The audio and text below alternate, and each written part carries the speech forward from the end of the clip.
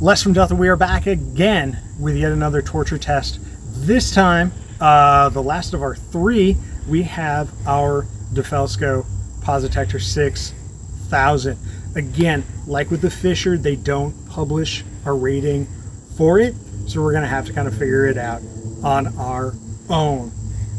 Obviously, just like with the Fischer, again, we can skip past 0 to 3 and just start straight up with 4 in the flower test.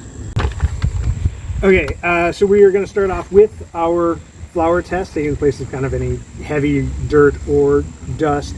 I have left the rubber case on it. Pretty much every Positector comes with this installed. I've never seen one without, so I think it's a fair test to have that on there. I do not, however, have the protective travel cap on the probe, just because we want to replicate actual production usage of our unit. So let's dump some flour on it.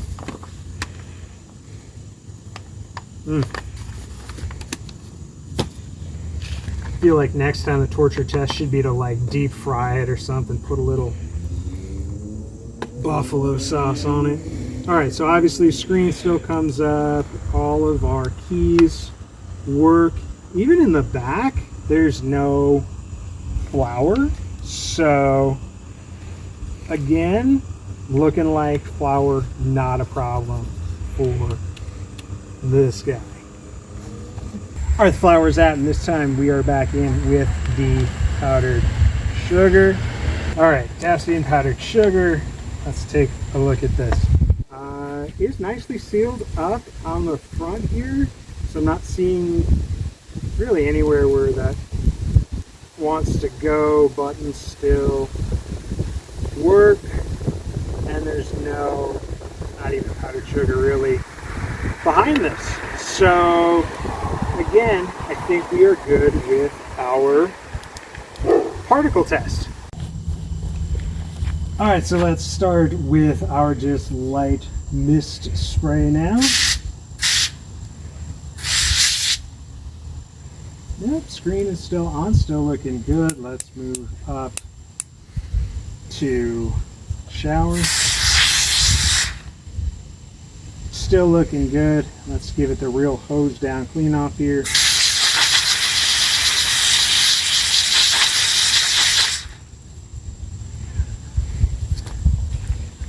And still working and looking good. You know, our buttons still working.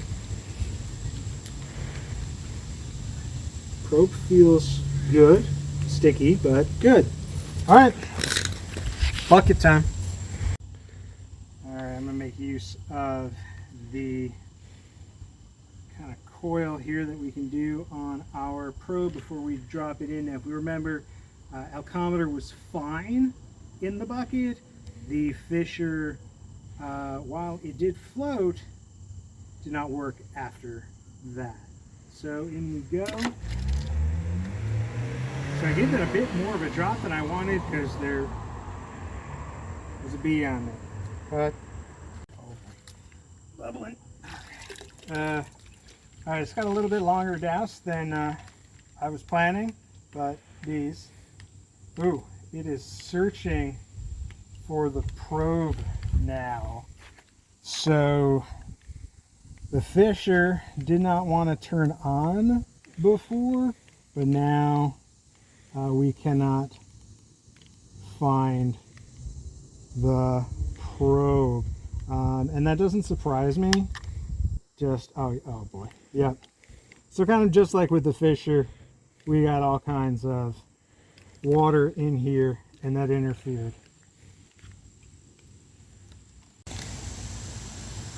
All right, so before we get to the drop test, I've just put everything back together, and our Positector doesn't even want to turn on. I'm gonna guess, just like with the Fischer, we got water in with the batteries, and it'll dry out eventually. So we are going to start with our lowest drop test.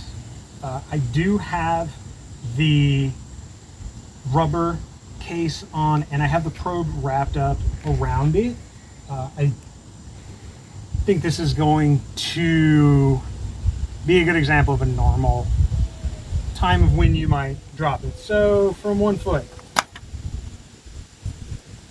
even with the impact on the puddle, not seeing any damage. Again, it's still damp, so we can't turn it on and test the screen, but I'm not seeing damage. 2 foot, that is really bouncy.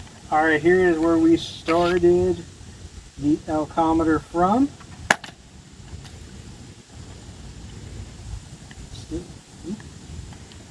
We've knocked off the case a little bit, but that doesn't mean anything. 4. Again, at 4 foot, just like with the 3 foot, our case is just popped off. It's supposed to come off, so that doesn't mean much, but it's still not doing its job if it just falls off. So from 5 feet. Better hop this time, no case coming off. Going up to 6.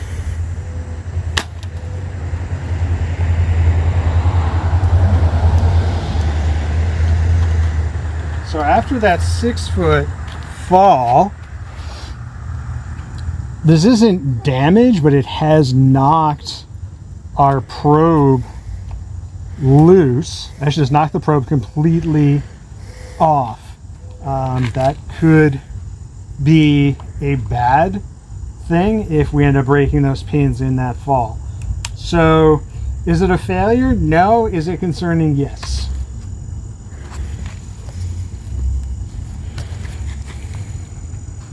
Alright, and let's go for 7, which, as we will recall, was what did in the Fischer, and the Elcometer shrugged it off. Alright, we landed, we bounced fine. I do think, however, it would be fair to test this from 7 feet without our rubber bumper on, just because you could lose this. So let's see what happens now. And we're going to go straight from 7. No damage, and our probe connector did not fall off. Still won't turn on, but I think that was just from the water. We'll see what happens when this dries out. All right, our DeFelsk Positector 6000 has been hanging out here in our rice bin, drying out a little bit. Let's get it out of there and see if it still works. Let's check a couple of things as we take this out.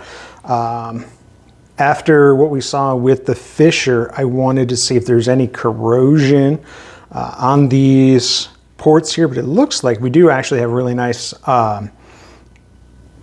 gold contacts on our probe connection. Really not seeing any tarnish or anything on that. Aside from some rice in there.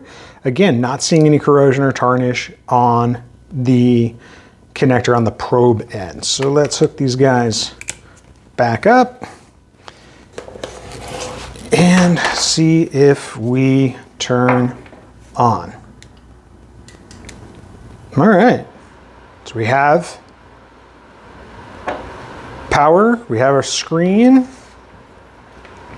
Let's see what kind of measurements we get on our 0.75 foil. 0.7. I have to say I'm actually kind of impressed with this result. The measurements themselves are a bit kind of out there, like we would expect with the Positector, like we saw in the accuracy video, that you do get a wild discrepancy. In this hundredths place, it really only wants to give you a 0 or a 5. as long as you're okay with not having that, maybe this guy will work for you. But given the cost and some of the issues that we see with the accuracy and concerns from the drop test, your Elcometer might be a better option. Les here, just wanted to thank you for stopping by. I know your time is really valuable, so I'm only going to take up a couple seconds of it. Just wanted you to know that there really are people here ready to help you. If you can't find what you're looking for here, you have the option of calling us, emailing us, or messaging us. Looking forward to hearing from you if you need any help.